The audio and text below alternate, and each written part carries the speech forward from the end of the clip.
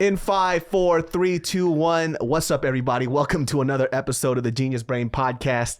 Yo, man, returning guest. Yo, people have been asking for you back, and literally just like clockwork, we got Kosmo back on specifically to do magic and work on my boy Alex. So last time Kosmo was on here, he was describing a type of guy, specifically his clientele that he has, and I was like, man, you talking about my boy Alex right now. Hey, right when he started talking, I was listening to the podcast. I'm like, I already know David in his head is like, Alex. And I knew he was gonna, and then you mentioned it too. He's like, I have a friend. I'm like, he's about to start talking about me, and immediately started talking about me. I'm like, all right, I already knew he was coming out. That's this guy right here. Yeah. And I think like the cool thing is that, you know, the last time we did that podcast, I rarely read the comments, right? Every now and then, ever since quarantine, I have a little more time. So I started reading the comments. It's like, I got time. And I didn't realize how common it is, specifically for people that you help out.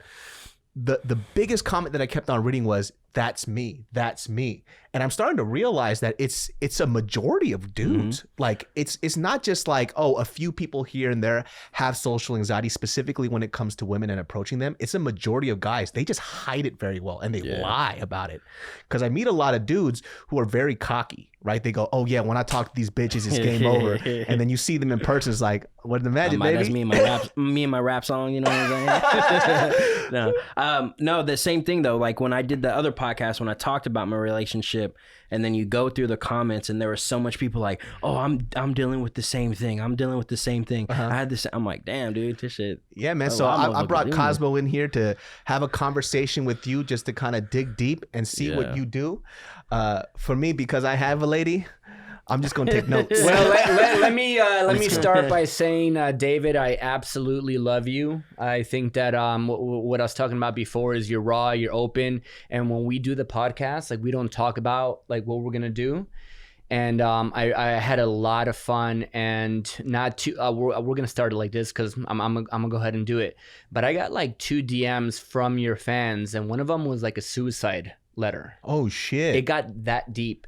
He was like, hey man, perfect timing. I just got through a breakup right now, and I'm not gonna lie, I've been taking a lot of pain pills, and I've been like very depressed.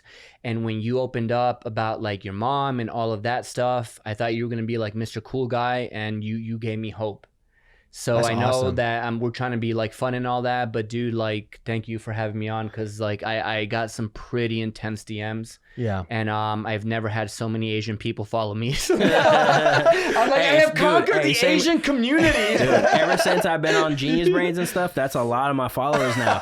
Yeah. I'm like, damn. It's interesting because I was very purposeful with the title, because I put in pickup artist on there because I wanted to see how people reacted. And it's because specifically on the podcast, he says that people have a very interesting outlook when it comes to that title and what he does. So I was like, okay, well, let's see if you guys listen to the podcast and let's see if we could change that perspective, because that was a few of the top comments. It was, when I heard David was going to bring on a pickup artist, I assumed that he was going to be like this. And I was like, well, let's see how they react. And it was very warm and inviting. People loved it.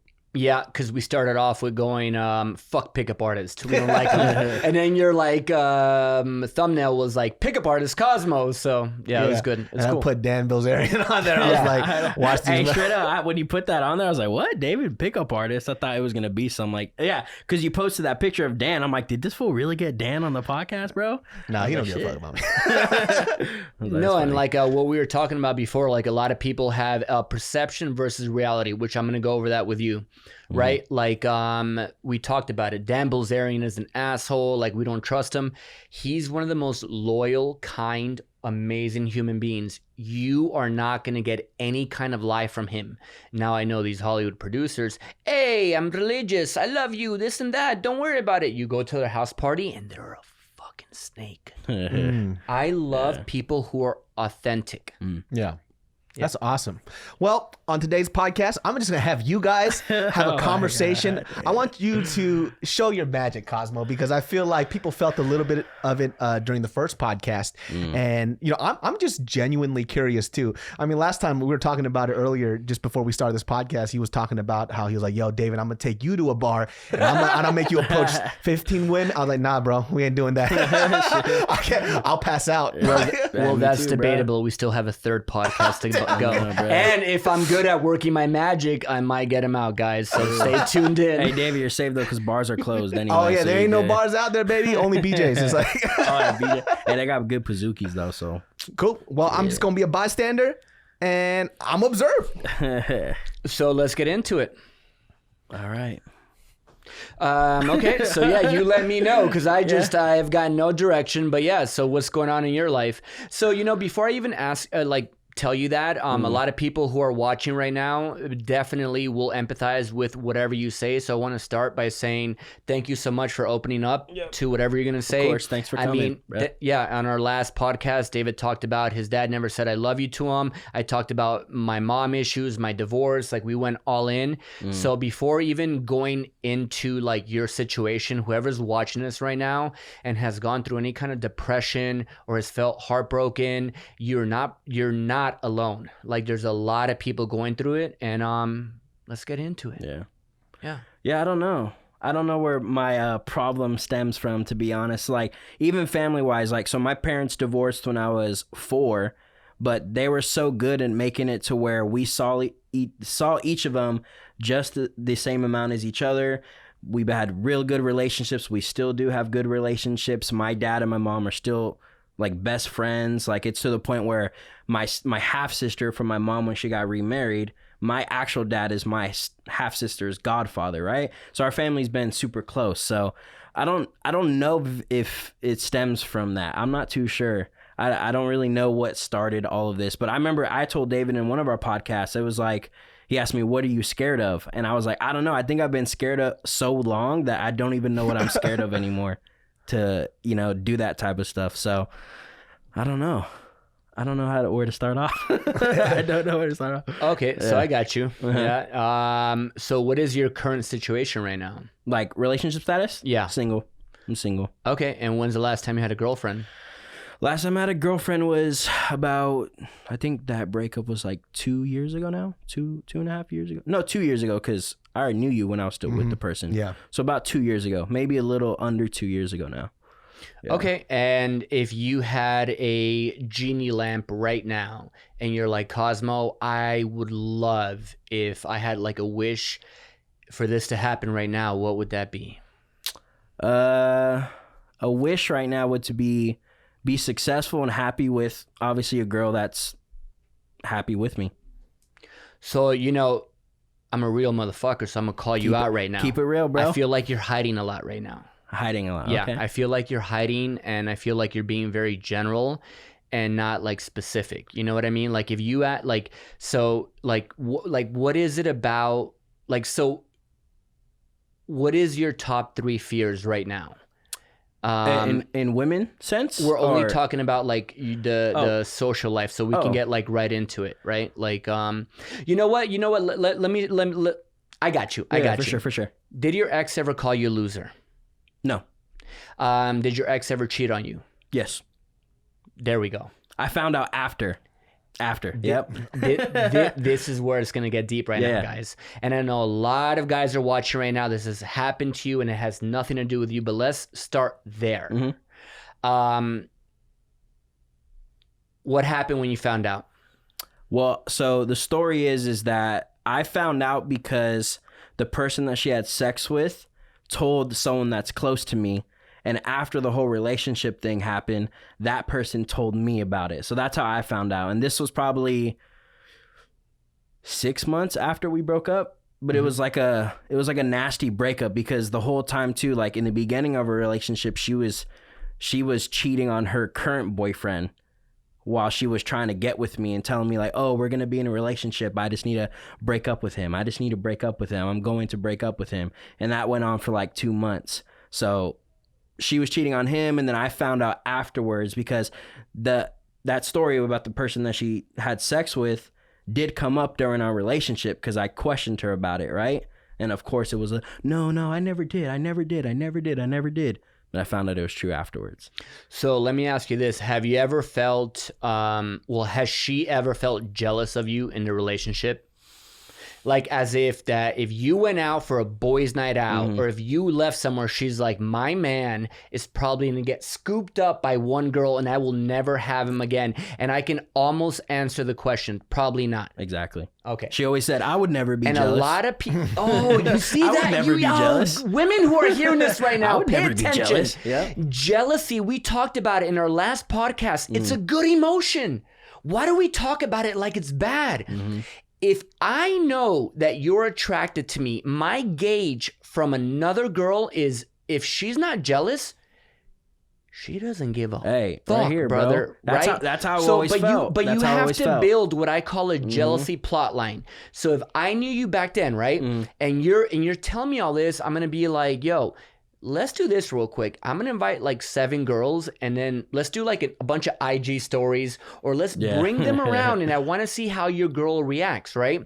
So 2 things are gonna happen. Number 1, she's gonna be like, damn, I never found my man this attractive before.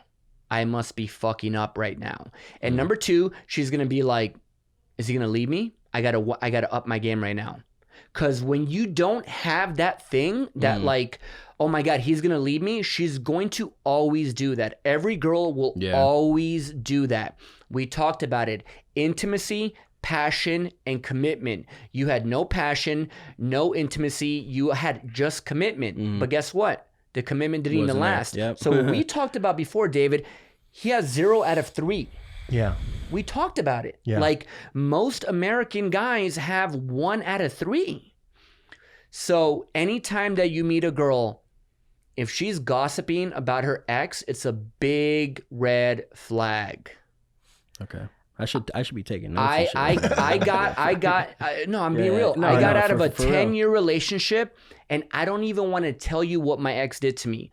But in this podcast me and David had, I never shit talked her. I never said she's a bad person. You know what I said? It was my fault. I put all the blame on myself, and I'm going to now readjust and take action. What happened? Okay, cool. I began to get too cocky and too confident that I had that attraction, which is passion. We had that so much. But where I started to fuck up was a commitment. We are diametrically opposed. You need to come halfway into me, and I need to come halfway into you. I caused too much jealousy. Therefore, the commitment started to get very anxious. Your ex, and brother, correct me if I'm wrong, she's like, I can do anything wrong and he's gonna come back to me. I don't have anything to worry about because he don't got no other options. Now, like, imagine if every single weekend you're like, now I'm working with a dating coach. His name is Kosmo. We're going out on a party bus to Vegas, 15, 20 girls. You're going to be monogamous. I'm not saying cheat on your girl, but now one thing gets triggered. Reimagination. The best movies that you guys see, can you figure out where the protagonist is going in the first 5 minutes? No. If you did, you would tune out. You watch a movie and you go, where the fuck is this gonna go? You need to trigger her imagination. So my man left. What is he gonna do right now? Oh my God, am I doing enough? Am I having sex with him enough? I need to step it up. And then now she starts to think about what she's doing wrong. We do 3 components. Number 1, we think about what the other person is doing. Number 2, we're in our head. Oh my God. Is the people on YouTube liking me right now? Do I have anything on my teeth? How are my army pants looking right now? Did I wear shoes that are tight? You go into yourself. You go into your brain. Number 3 is the environment. Where am I at right now? Right? So every single time that you operate in a social gathering, those 3 things are happening. 1, 2, or 3. Women that are really good in a relationship, they will always keep you at number 2. Self-conscious. I'm doing something wrong. Damn, I thought I was in good shape. I got to lose weight. Oh, damn, and they're going to keep you in your head. And that's where you don't want to be. There's very active things that you can do. And one of the things would be to have her know that at any given point in time, you can lose me. It's a very healthy feeling. We talked about it. I don't want to play games, Cosmo. Oh my God, your techniques don't work. I'm done with playing games. Every single couple that has a healthy relationship, 5, 10, 15 years, are playing games. it's very healthy for you to have a little bit of jealousy from your girl. Yeah. Is that like for you like a representation of like, it's like desire, right? Because I feel like after like relationships go for like 10 plus years, and sometimes I look at these relationships and I don't see that desire in them. Every single day they have a pattern. My man is going to leave at 9 a.m. He's going to get back at 7 p.m. We'll have sex on Thursday. We have breakfast here. And there is a pattern. And the girl gets so bored. That's when every Hollywood movie, what happens? The guy gets home from work early. And he's like, oh my God, my wife's being banged by a Latino. Why not be a Latino? With army pants. Shit, I'm calling myself out right. No, but you know what I mean. It's so stereotypical. It's like you have a pattern. You don't want to develop a pattern with your girl. Most guys get lazy and they're like, nah, I got her already. There's nothing that can happen. When you're predictable, your relationship dies. And there's a sense of, you nailed it, David, of having that desire. Like, damn, like what's going to happen on Saturday? Okay, I haven't experienced this, but every single day, if you have it planned out, you're really walking on like a dangerous line right there. Okay. So, you said, so if everything's always planned, that's when it's bad. Absolutely. Okay. You have to throw in what Tony Robbins says, the sense of not having any kind of predictability. And then that is what keeps humans going forward. I have been pursuing acting for 14 fucking years. You know what wakes me up every day? Not knowing if I'm going to make it. Today might be my day. That keeps me going. Billy Bob Thornton on YouTube goes, you know, I'm very grateful for being famous. You saw it, right? Yeah. But I got to tell you guys, and Billy Bob goes like this, when I was coming up, those were the best days. Because I didn't know what was ahead. When he blew up, it was so predictable. Billy, you're making $7 million. You're doing 8 films the next 2 years, so your whole life is planned. Humans will die of boredom. And that's a big part of being in a relationship. We feel like, hey, Cosmo, I want to take your seminar. But once they got the girlfriend, they're like, I'm cool, bro. I'm like, no, you're not. And you know what happens? And, you know, you can disagree if you want to. It is like an open forum right now. Most guys go, I'm in a 7-year relationship, and they get out of a breakup and they go, Cosmo, I need to hire you. I go, why? They go, I haven't talked to a girl in 7 years. My girlfriend was the devil. I go, do not even blame it on your girl right now. You had the ability to continue to go out and be social and talk to guys. I have to say this right now.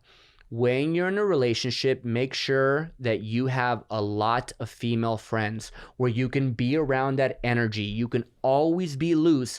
And just in case something happens to your girlfriend, you go, I'm heartbroken. For 3 weeks, I'm going to cry, but I'm good. And the death, I'm getting dark right now, where a lot of suicides happen is when a guy goes, Cosmo, I will never find a girl like that ever. Cosmo, that was my soulmate. Cosmo, that was my better half. No, it wasn't.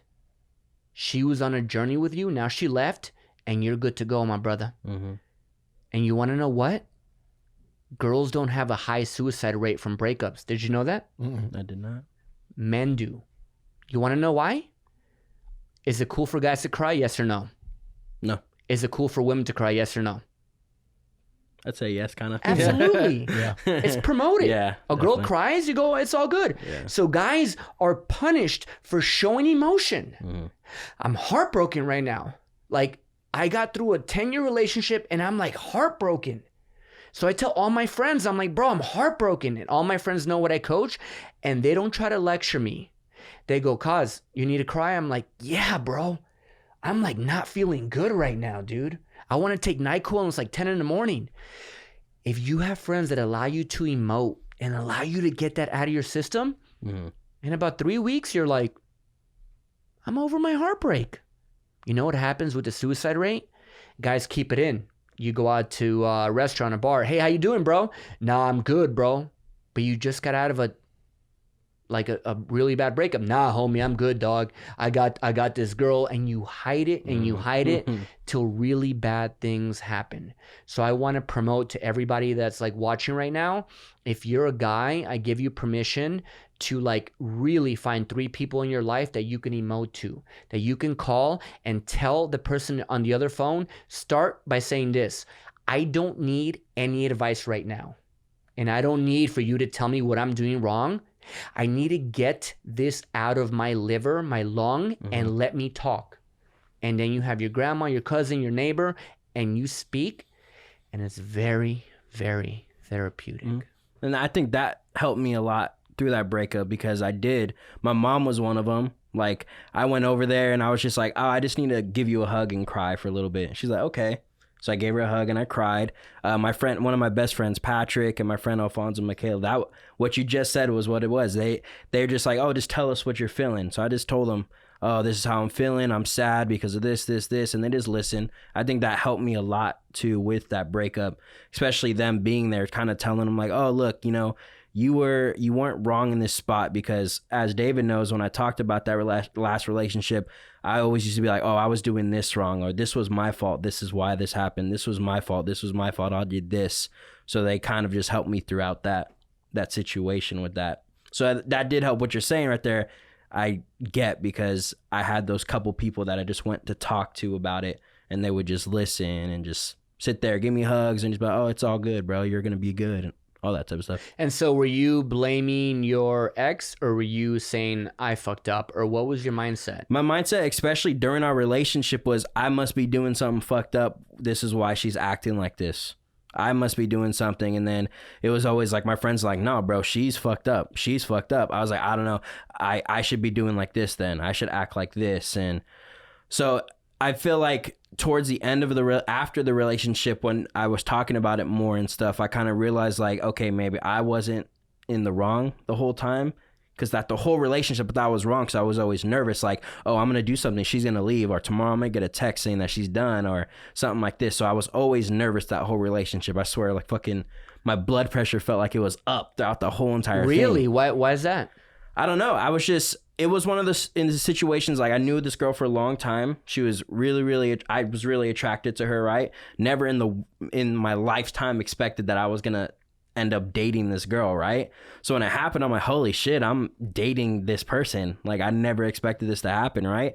So like, when I look back at it, I'm like, I was kind of just more like falling and liked that it was the person that I always thought like, oh, I would never be with this girl. And I feel like that's why I stuck myself in that situation the whole time. You literally got into, I want to talk about 2 things you said right now. You got into a relationship where you were a fan and she was a celebrity. Yep, exactly. That's how it felt, because I can't tell you how many times in my head I was like, I can't believe I'm dating this person right now. When you meet a real celebrity, let's say like Scarlett Johansson, Megan Fox, if you treat them like a normal person, and in your mind you go, the average lifespan of a human being is 28,000 days, you're gonna die.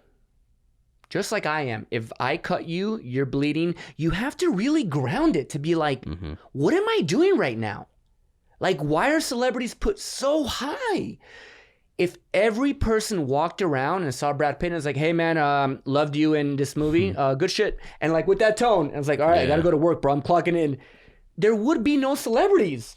Yeah. The reason why they have so much power is because we're giving that power to them. They don't have any power.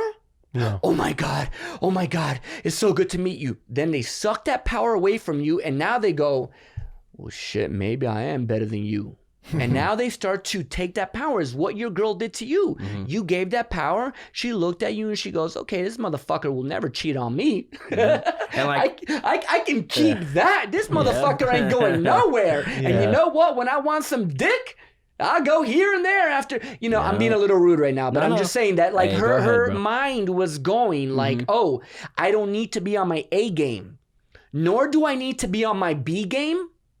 I could be on my C game and still keep this guy. Yep.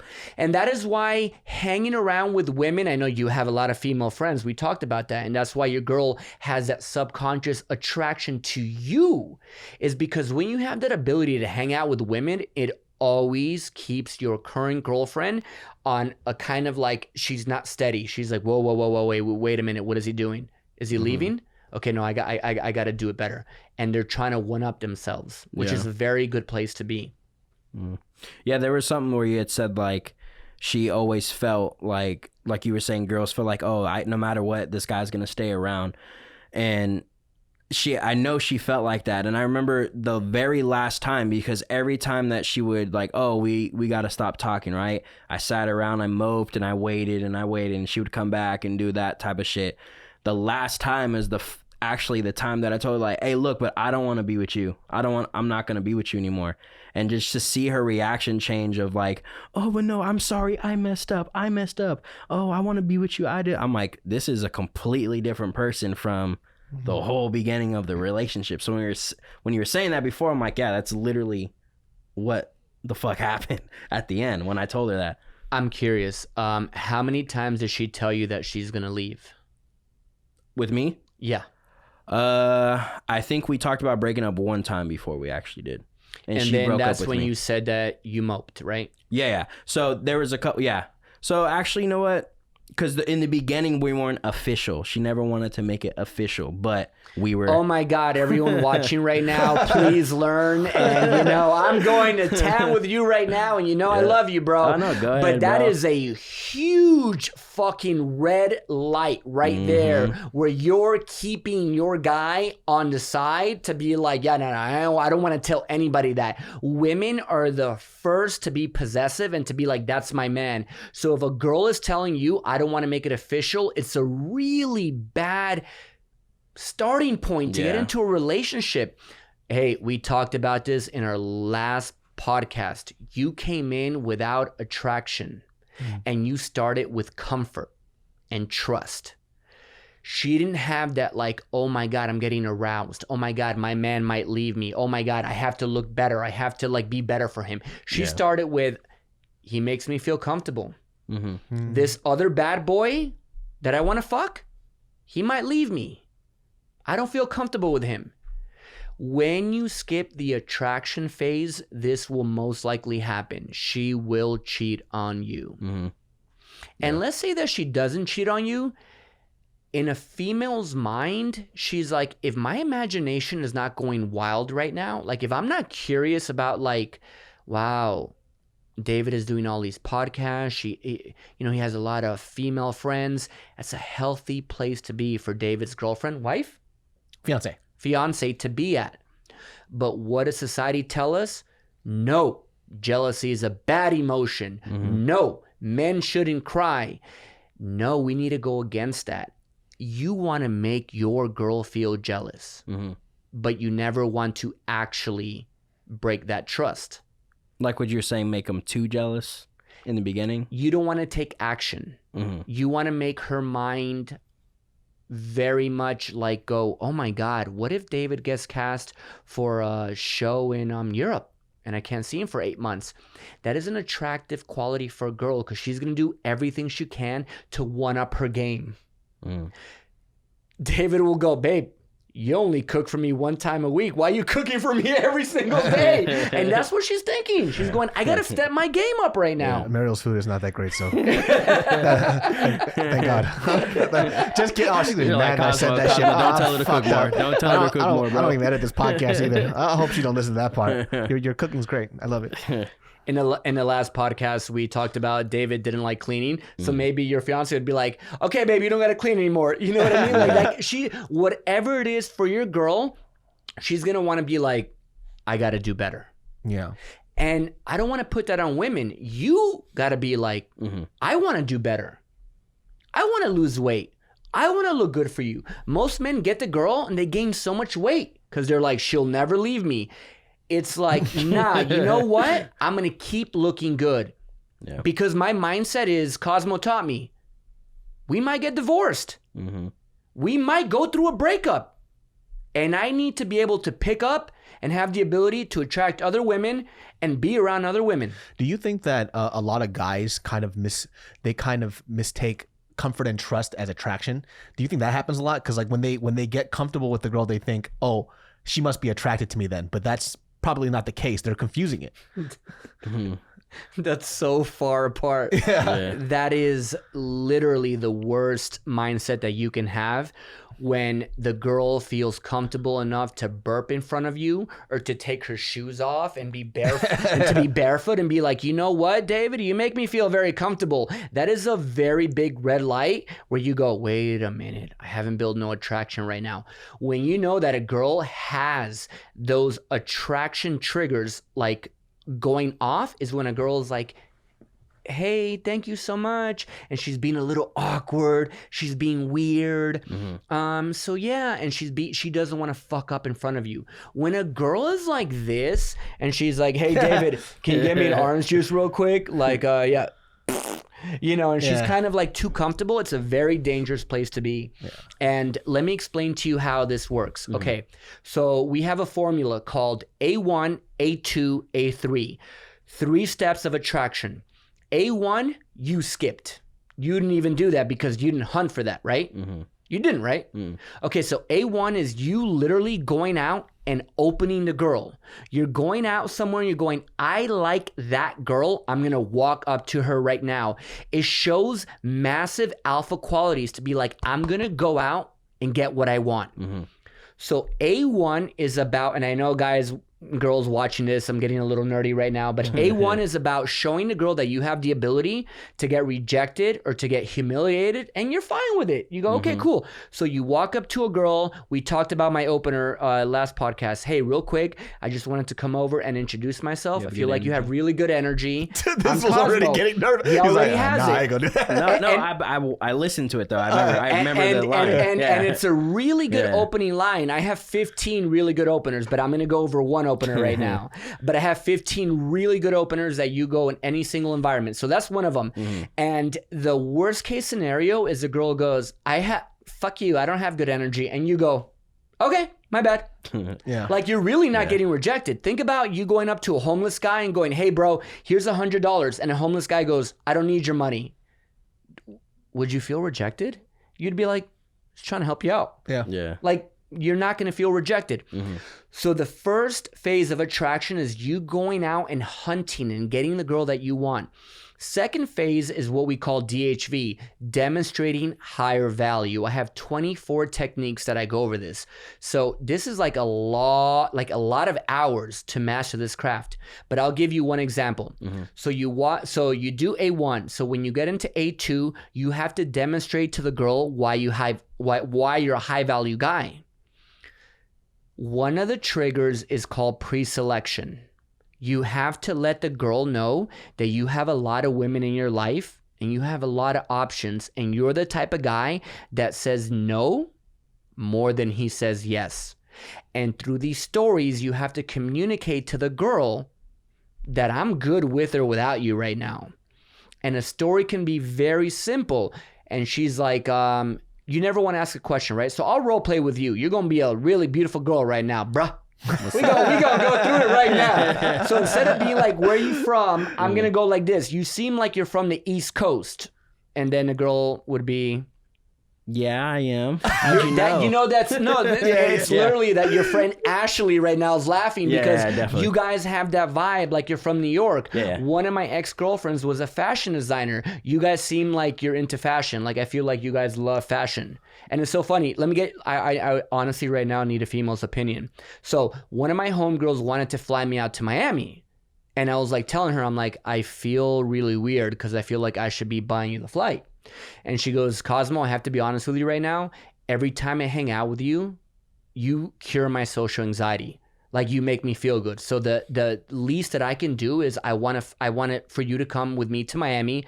And I'm not trying to hit on you, Cosmo, but you make me feel comfortable. So I want you to stay in our condo with a bunch of girls. So I like on the phone, I'm like, all right, if that's what you want, I'll go. So literally is one of the best trips I've ever had going to Miami. It was like 12 girls. I was by myself. Everywhere I went, I got free drinks. I got treated like a king. And at the end of the day, I knew that I need to make more female friends because it opens up so many more doors. So I'm curious about you. I feel like you hang out with a lot of guys. You have that vibe. Like you're like a guy's girl. Yeah, I mean, I have a lot of guy friends. I have like So, you know, I have a couple of girlfriends, not like a huge. Can I just admit something to you right now? Whatever, I'm going to say it out loud right now. Like, you're really cute. Thanks. Too bad you're not my type. All right, so cool. So look, couple girls on the podcast, they're like, "Yo, Alex is mad cute." I know, but no, I do. No. I'm not talking about Alex. You guys caught what I was doing, right? Yeah, I know. Okay, so like I'm talking to you as if you were the girl. Mm-hmm. Did you catch that or no? I did, but then I got out of character for a No, second. I was like, you know, Alex kind of cute. No, Alex is very cute.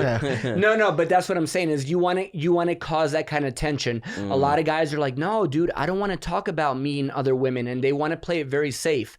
High risk, high reward. You have to be willing for the girl to be like, you're doing too much, you're being a show off, and then you can kind of tone it down, and you can say a line like this: to be honest with you, I'm really nervous, I find you attractive, so I'm trying to show off to you. And now you have the ability to emote. And now she looks at you going, I can trust you. Because that's what I was feeling. Do you think that's kind of what you meant by, you know, I was actually really shocked. There was a comment where a girl wrote, like, she really, really likes pickup lines, right? Which I think, like, typically a lot of people would think it's the other way around. And does that pickup line kind of fall into what that does right there too? Because I was surprised when a lot of people agree with that. They're like, I love pickup lines. I was like, what the fuck? That's the exact opposite of what, like, I felt most girls would say. When you put that thumbnail up, I'm like, David is going to corner me into a disaster fuck area, and he's going to get clickbaits, and I'm like, fuck David right now. I got so anxious when you did that. I'm like, you good. You're good. You're good. No, pickup lines means that you have a plan. Right now, we leave this podcast, we go to like a restaurant right now, I'll make you talk to 4 girls. Right now.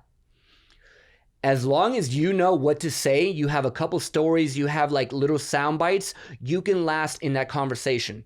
If you're going to go in and be like what most women will tell you to do, hey, be confident and be yourself. Okay, I'm going to be myself. I'm going through a bad breakup. I feel like shit right now. And you told me to be confident. Don't know how to do that. What I coach is I'm like, let's have a story put together. Like I told you my story about the girl inviting me to Miami, which is a real story, right? So you have a roadmap where to go. And it protects you from a lot of like, so where are you from? What are you doing?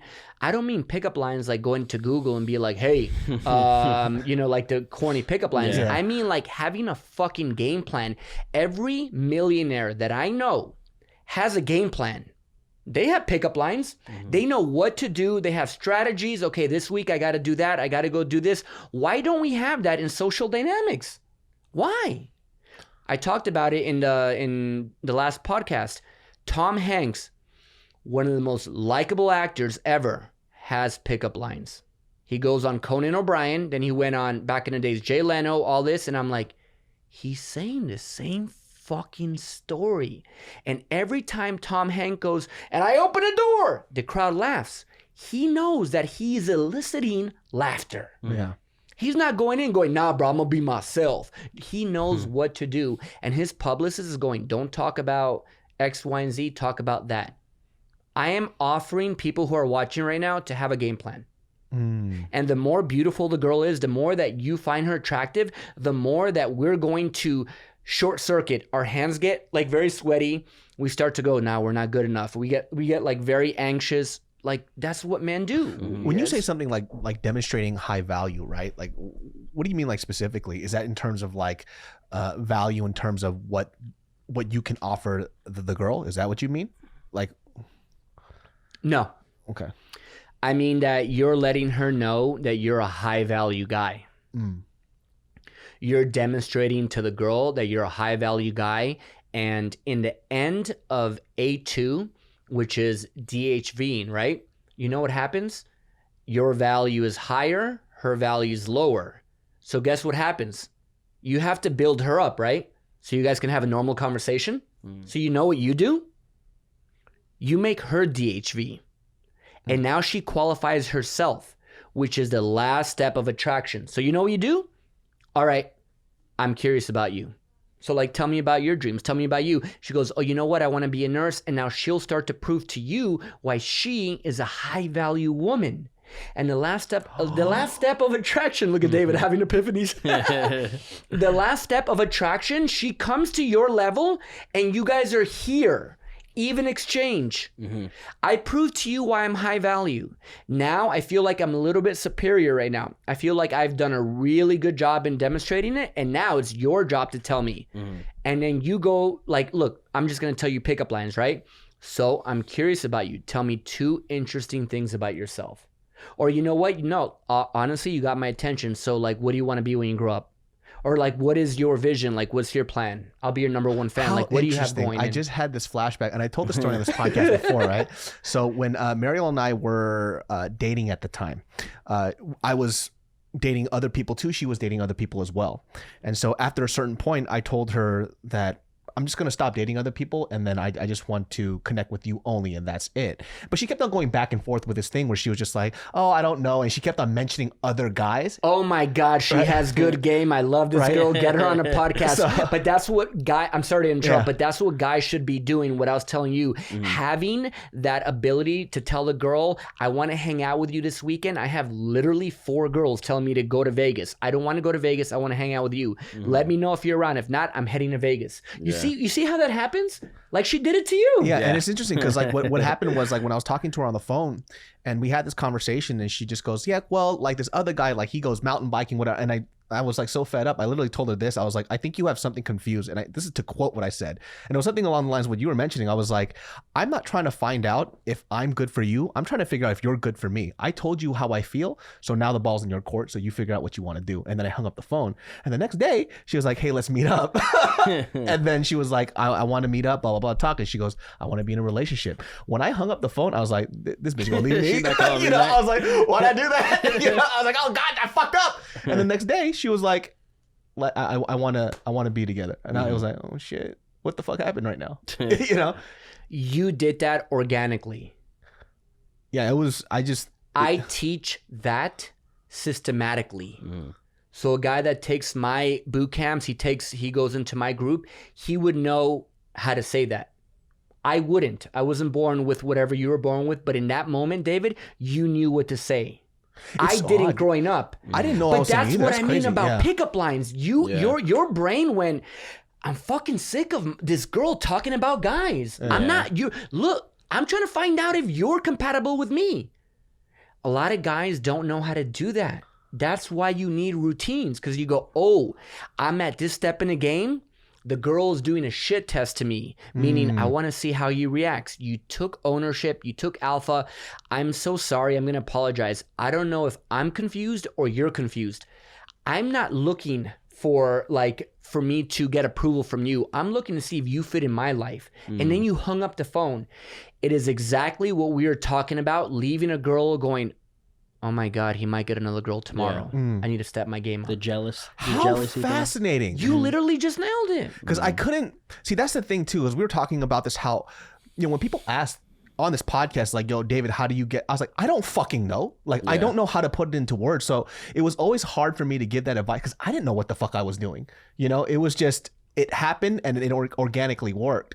So it's so interesting how what you're saying right now is literally what happened with how I got Mariel. And the jealousy thing's making a lot of sense to me now too, because I feel like a lot of my relationships, the reasoning why they ended. Guys, let's give a triple high five right now. On 3, 1, 2, 3, no, let's go. A lot of my YouTube's gonna be like energy. A lot of my relationships ended because my whole entire time I'm in that relationship was, all right, try to make sure they're not jealous of anything. Oh. So now it's making more sense when I'm hearing my, okay, maybe I was doing that wrong then. Why did you feel that way? What were you thinking? I just, in my head, jealousy means that they're done with it and they're going to leave you. So don't make them jealous. Don't make them jealous. Don't do anything. Don't go on Instagram. Don't like any other girl's pics.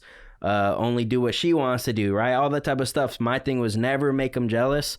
That probably explains why all my relationships never worked out.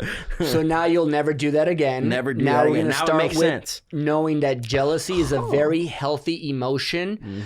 In my past relationship, I was my ex was my dating coach assistant. She learned game. So she would have to come out to the club with me to watch me pick up girls. And that always built, fuck it, I don't give a fuck, I'm just going to say it, good sex. Yeah. And that always kept the passion going. And everybody's like, how long have you guys been going out? Because you look like you just started dating a week ago. You have that passion. Because I always showed her the ability that if she messes up, I could get any other girl. And I know any girl listening to this right now is going to be like, fuck Kosmo. I hate what he's saying. But what women say and what women do are two completely different things. Yeah, and I always felt like that too. I'm like, I'm doing everything in my power to make my girlfriend not jealous, but I'm jealous of stuff that they're doing. So it always, like, I felt like created a whole tension throughout our relationship, and that's oh, wait a minute, how I have to stop you there. You can be jealous though, and then you can have friends that you emote to, but not to her. But you can call David and go, bro, I'm so fucking jealous. She's going out with this trainer. He has a 6-pack. He looks better than me, and she's putting IG stories. Yeah. I'm not telling you not to be jealous, because now that's fucked up. That's not good advice. I'm telling her you need to make her feel jealous. It's okay if you feel jealous. Yeah. You can go to you can work on that by yourself. You feel me? Yeah. Like, you need to be like, why am I feeling jealous? Oh, because my parents did that. My mom, okay. And then now you can like really investigate it, and you can work on that yourself. But to keep her hooked, she has to feel that she can lose you. Okay. So that's never what I've tried to do. Yeah, because I know like a lot of dudes who kind of think like constantly being agreeable is going to keep a girl around, and I've yet to find that situation where it's ever worked, where it's like, yes dear, I'll do what you want dear, all this other stuff, right? And when the breakup happens, they have this conversation of, well, I did everything right. It's like, but did you really? Like, doing everything right and doing everything they want are two different things, And it's hard for sometimes these guys to hear. And those are the worst breakups that I've seen, where it's like they've literally felt that they put this person on a pedestal and they praised and worshiped them, and they're like, well, what did I do wrong? It's like that. I don't think that was the point of the relationship. Yeah. I don't think that's what was a factor that was going to keep them around forever. Like, that's not a building block to a strong relationship, in my personal opinion anyways. And they kind of built that up, and then when the breakup happens, they're like, I did everything right, what happened? If Brad Pitt walked in right now, 1, 2, 3, 4, Mike, my business partner's there, we all acted very normal, and we're all like just how you are with your arms crossed. Hey, what up, Brad? We're all like, hey, what up, bro? We don't have another chair. If you want to stand there, stand there. And we had this attitude as if like, oh shit, by the way, bro, saw your last movie, it's cool. And we were all laid back like that. He would be like, fuck, I feel comfortable with these people. Yeah. And actually, I don't feel like I'm enough. Yeah. Because the last 8-10 days I've gone out, 40 people have been like, oh my God, Brad Pitt, oh my God, please. And they're like putting this guy on a pedestal. Yeah. You have your girl, cool. I'm glad you're with me. I told my ex this, I'm glad you're with me, but at any given point in time, I want to let you know that you can survive on your own. And I could as well too, and we're cool. And you know what you're doing? You're actually being a gentleman. You're letting the girl know that if I do a douchebag move, baby, you are okay by yourself. You do not need me. You're actually doing a good deed to the girl to let her know you don't have to have a happy life with me. All I'm doing is we're driving in a car and I'm with you. But at any given point in time, if I die, if I cheat on you, if I do that, I want to let you know, baby, you're good. Yeah. You're actually doing a good deed to the girl. Yeah. Because there's a sense of like, wow, man, I feel like there's a lot of freedom here. And if I do break up with Kosmo, if I do break up with David, I'm going to be good. And you know what happens when you give somebody freedom? They never want to cheat. You know what happens when you suffocate someone? You get them in a headlock. Where you going? You going out with Kosmo? Nope. He's a dating coach.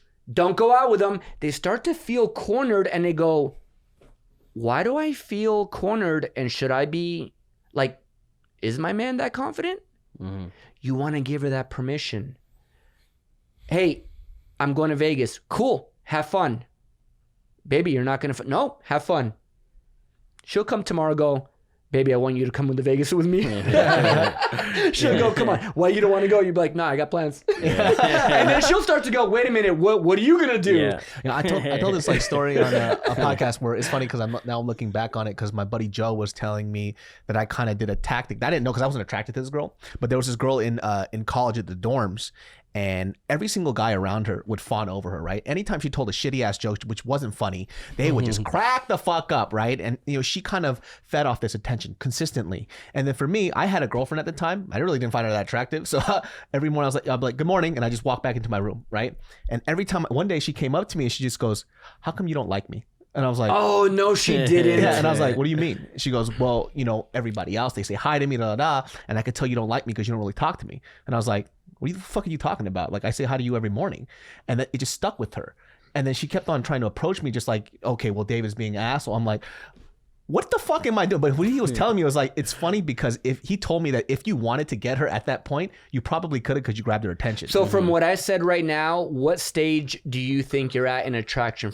From what I was teaching you guys right now, the 3 steps, where do you think you were at? At that point? Yeah. I was at stage, A3. Yeah. Because she's trying to she's qualify trying to get herself at to you. you. Yeah. Okay, yeah. I'm attractive. Why are you not into me? Those 10 guys, David, they find me hot. David's like, go for them. And not only go for them, but I have a girlfriend. And if my girl sees you talking to me right now, she might get mad. Yeah. She is qualifying herself to you right now. You are in the last step of attraction before you go into the next step, which is comfort. How interesting. Because like at that moment, I was just like, annoying. I just kind of walked away. But she kept coming. And I just looked at her. I was like, and I remember I had a long conversation with her because, you know, she knew I wasn't attracted to her. But that's what he was telling me. I was like, but if you were single, it would have been a different game. And I'm like, I didn't know I was doing anything per se because I just didn't like her that way. You know, but it's so weird how that was the thing that grabbed her attention, and it wasn't the multiple guys coming up to her being like, hey, like laughing at all of her jokes, which was so odd. And you're going back to the point that I made about having pre-selection, right? Yeah. He had a girl. I don't need anything from you. I already have a girl.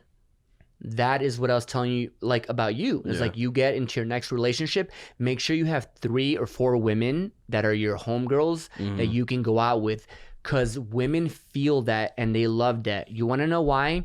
The number one need that a girl has is to feel protected. They want to feel like this guy is not going to fucking kill me or be crazy. So when you come in with a girl, hand in hand, the girl goes, oh, he's already pre-screened.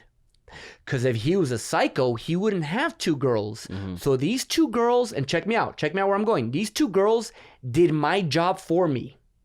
Because they pre-screened David. And they were like, put him through all the hoops. David passed all the hoops. Therefore, now David is hanging out with 2-3 girls. Now that girl goes, I don't have to do that work anymore. I know that this guy is not a psychopath because these 3 girls wouldn't be with him. There's so much.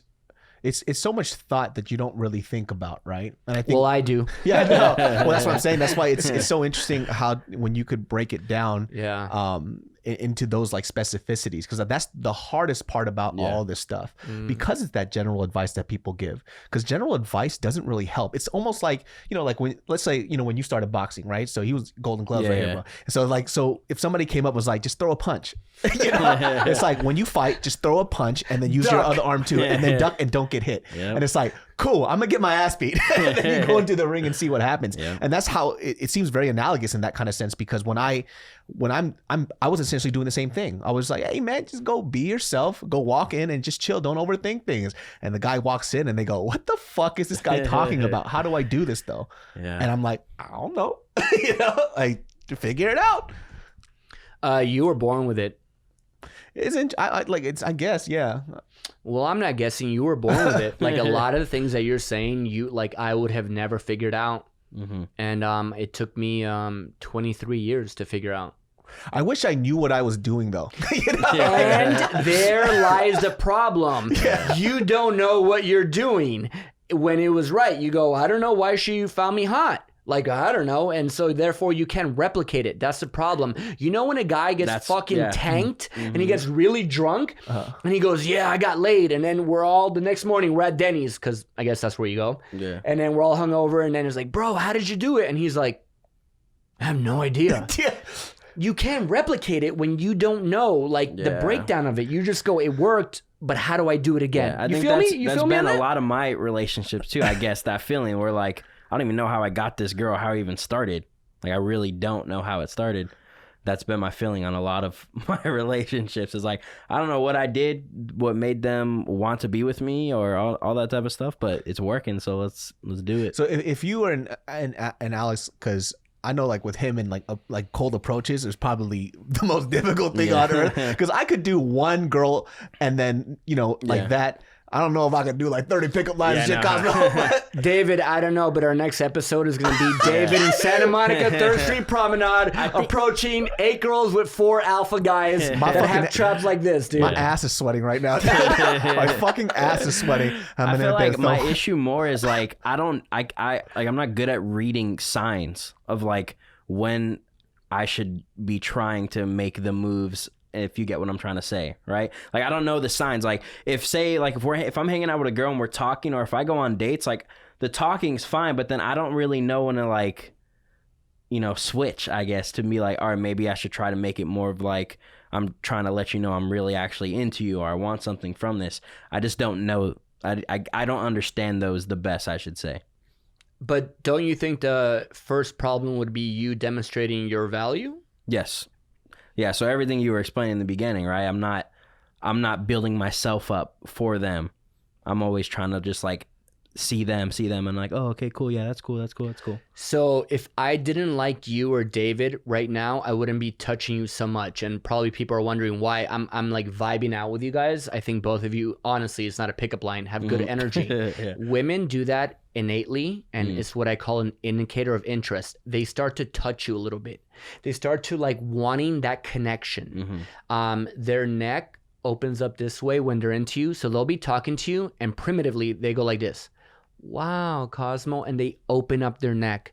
Another thing that they do is they start to gaze at your eyes and they lock eye contact. And then you know what happens? The more attraction goes, they don't mean to do it, but they go to your lips without wanting to do it. So they're looking at your eyes and they're like, oh, look, I just did it to you, David. I'm seducing you on YouTube right now. He's like, I feel good. It's like, I'm not even gay, but Cosmo, we might go special right now. I feel mad special. But the girl looks at you in your eyes and then she can't help it. And then the next thought is like, I wonder what it would be like to make out with him. I wonder. And then so she'll like start to look at your lips. Yeah. These are cues that you need to pick up. Another thing would be that she starts to, what I call, I will leave an awkward pause to see if she picks up the conversation. So I know that the awkward pause is not going to be there. If I didn't want it to be there, I'll keep talking, but I'll be like, yeah, and that's what happened. And I'll leave it there. And the first person to talk after that loses. And let me be very specific for everybody watching right now. Oh my God, this guy Cosmo plays too much games. This is too much. Well, this is fucking real life.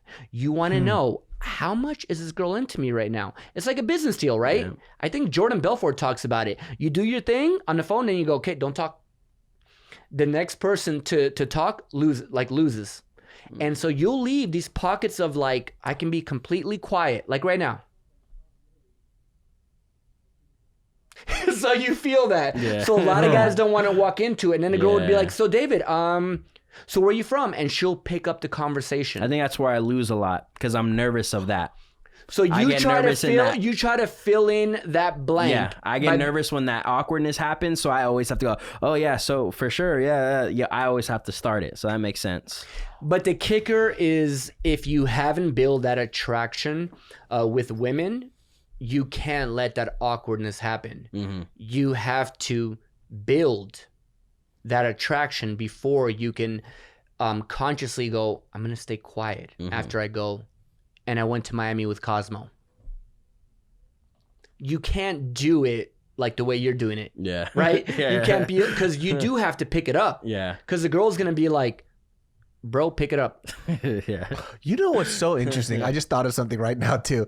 So like a couple of weeks, actually it's been an ongoing thing. So one of Mariel's first thing that she liked about me that I don't do now anymore. I don't know why I don't, but like all my homegirls notice this about me, right? Not so much anymore ever since I got Mariel. She goes like, she says one of the biggest things that she liked about me was that I always smelled good. Because I think when I was when I was a big guy, I wanted to make sure that I wasn't the big dude that smelled all the time. So I always smell good. I got this like specific concoction of like cologne that I use, right? And it's a very unique signature smell that I had. Mixed them. And so recently, Mariel, she goes, you don't smell like you used to anymore. I'm like, wow, I'm not going anywhere.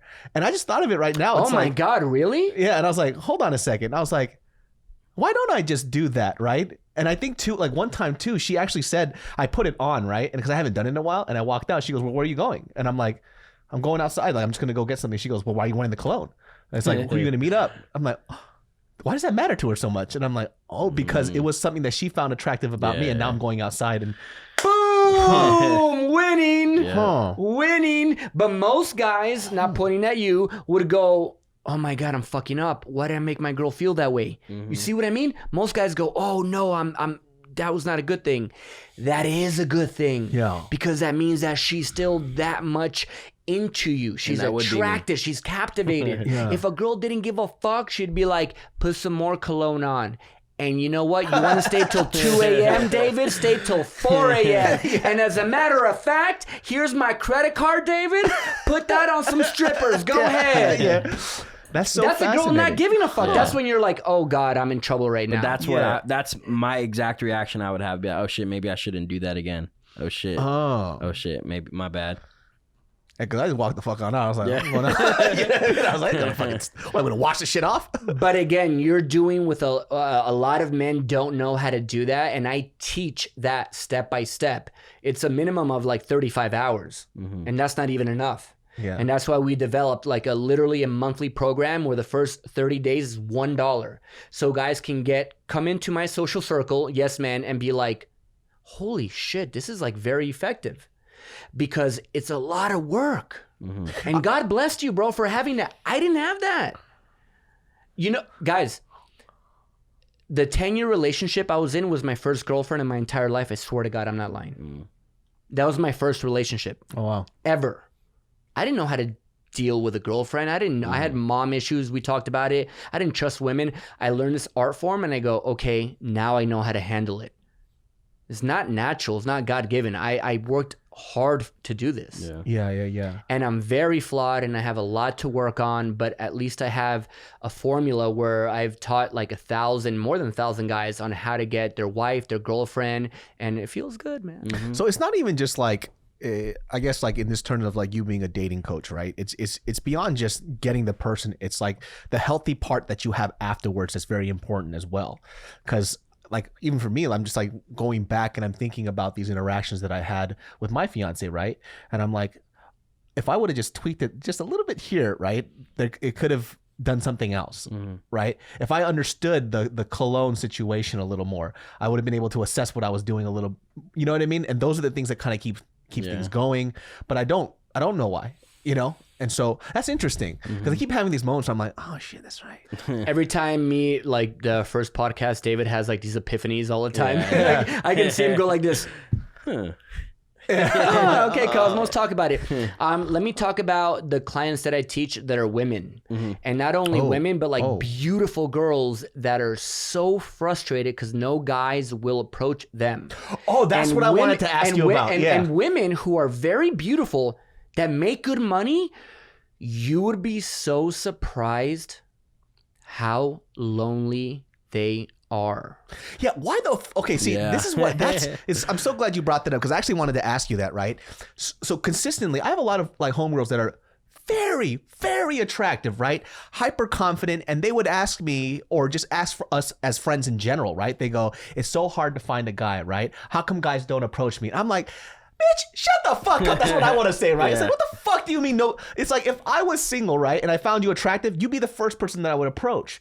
But that's like the consistent rhetoric. It's no guys approach me, no guys want to talk to me. I'm like, the fuck are you talking about? Like, that's my response, right? Obviously, I'm friends with them, so I'd be like, shut the fuck up. But why is that? Well, before I get into that, I want to let the viewers know, you see what he just did right now? David just said, I have a lot of beautiful homegirls.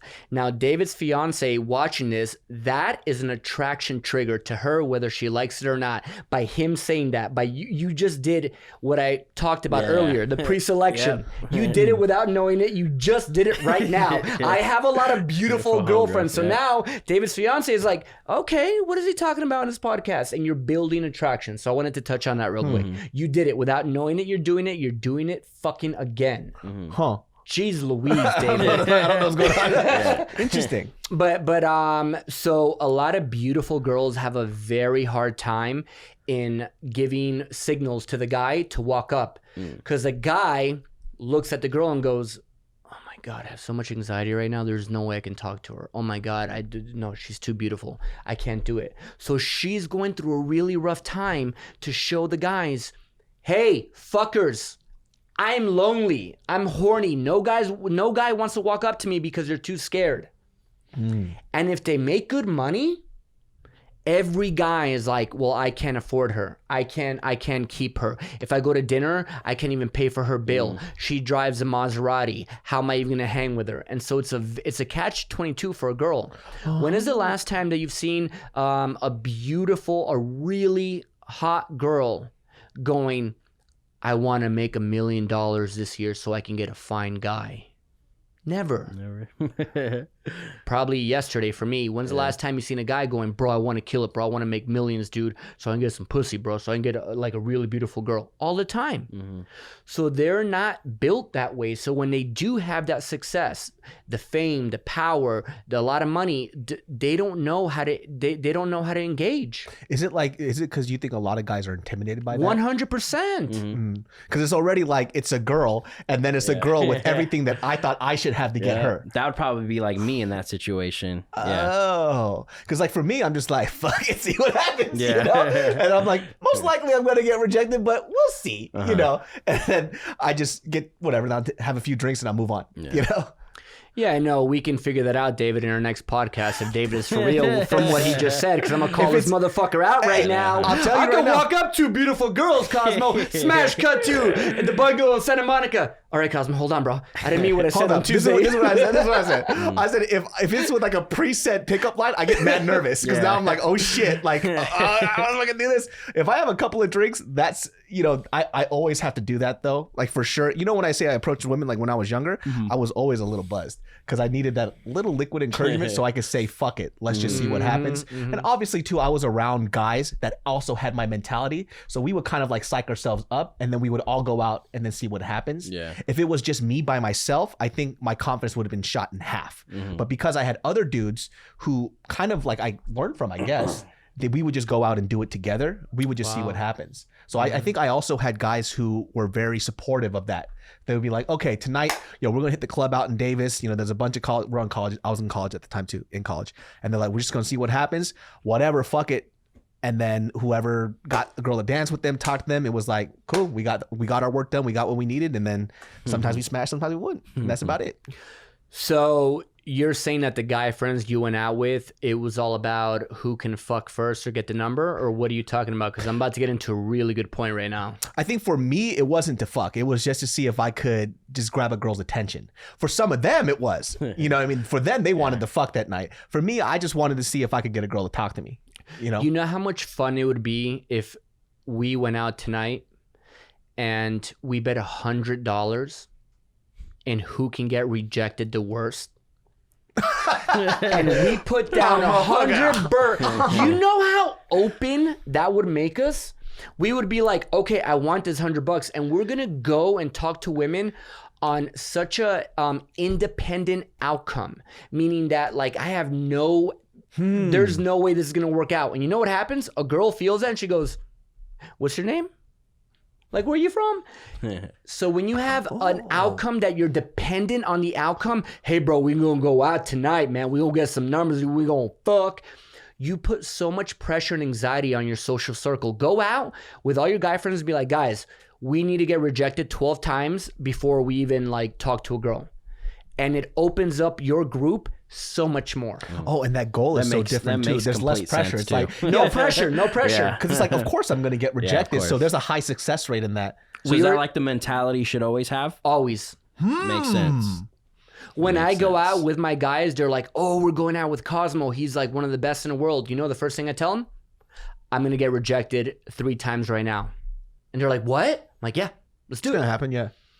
No, you want to what? Not, well, it doesn't happen. Like, well, I don't want to be so cocky right now. But I mean, the fact that I have the mindset of like, yeah, reject me. The girl like is really open. Yeah. She's like, who are you? That's so fascinating. Yeah, because I think when I was younger, we would have our bunch of friends and we would go out. Specifically, me and my buddy Gabo, like he's my best friend. We were the duo, you know. So we would go. He's like literally the version of me. He's just black, you know. And honestly, like his confidence is even past mine. Like I would watch him work, and then I would just take a bit of his confidence and learn what he did. How do you define confidence? I'm curious about that because we talked about that last time. Like what makes somebody confident? Like you said, he's confident, meaning that he can go to a girl, get rejected, and come back to you and be like, "I'm okay, bro," or like what made him confident? It's almost like he doesn't. When I would see him work, it would just be like there's no game plan. Like that's how it would seem like in my head, right? So when I see him come up, like here's the best example ever.